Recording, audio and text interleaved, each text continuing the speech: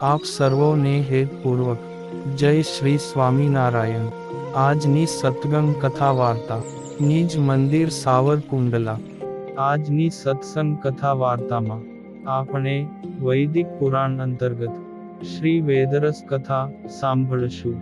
ખરા જ્ઞાનીના દેહનું વર્તન ને અભિપ્રાય, જે યોગીના હૃદયને વિશે જ્ઞાન પ્રકાશે છે, તેનો સ્વભાવ છાનો રહેતો નથી। વિષય થકી આળસીને વર્તતો એવો જે યોગી, તેના નેત્રમાં, સમસ્યામાં, બોલ્યામાં, ઉઠ્યામાં ને બેઠામાં જણાય છે, તે જેમ કોઈક પુરુષ સુગંધી અન્ન જમ્યો હોય, તેની સુગંધ ઓડકારમાં છાની રહેતી નથી, તેમ જ્ઞાનીનો સ્વભાવ છાનો રહેતો નથી। જેમ ડાંગરના ખેતરમાં પરાળે કરીને અન્નની ઉપજ પ્રસિદ્ધ જણાય છે, તેમ જ્ઞાનીનો જ્ઞાન દેહ વર્તમાને કરીને પ્રસિદ્ધ જણાય છે। જેના હૃદયને વિશે આત્મજ્ઞાનનો પ્રકાશ થયો છે, તેનો દેહ કેમ છાનો રહેશે?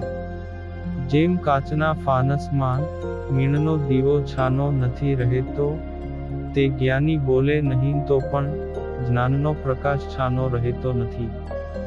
જેમ કોઈ પુરુષ કસ્તુરીને છાની રાખે છે, પણ સુગંધીએ કરીને તે જણાઈ આવે છે, તેમ જ્ઞાની નેત્રની સ્થિતિએ કરીને જણાઈ આવે છે।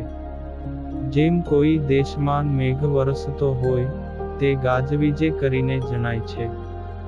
જે આ દેશમાં મેઘ વરસે છે, તેમ સંસાર થકી વૈરાગ્યવાન જે મુમુક્ષુ, તેને દેખીને જ્ઞાની જે આત્મજ્ઞાન સંબંધી શબ્દની વૃષ્ટિ કરે છે, તેણે કરીને જ્ઞાની ઓળખાય છે।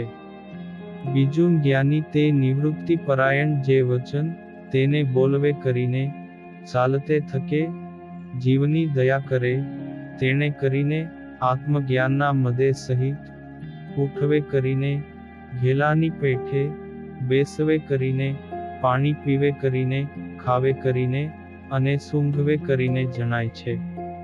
જ્ઞાની જે દેહે કરીને પાંચે વર્તમાન ડાહ્યાની પેઠે રાખે, પણ અંતરમાં તો દેહને ખોટો માને છે, જ્ઞાની જે દેહે કરીને તો મુમુક્ષુ વિષય થકી બીતા હોઈને વર્તમાન રાખે, તેમ રાખે છે।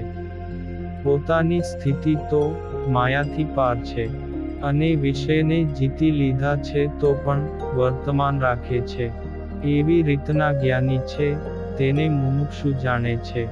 તે જ્ઞાનીને જાગ્રત અવસ્થામાં ઘોર સુષુપ્તિ વર્તે છે, તેણે કરીને દેહ ઉઠે બેસે તેની ખબર રહેતી નથી। તે જ્ઞાની નેત્રની વૃત્તિ અને કાનની વૃત્તિએ કરીને બ્રહ્મને દેખે છે।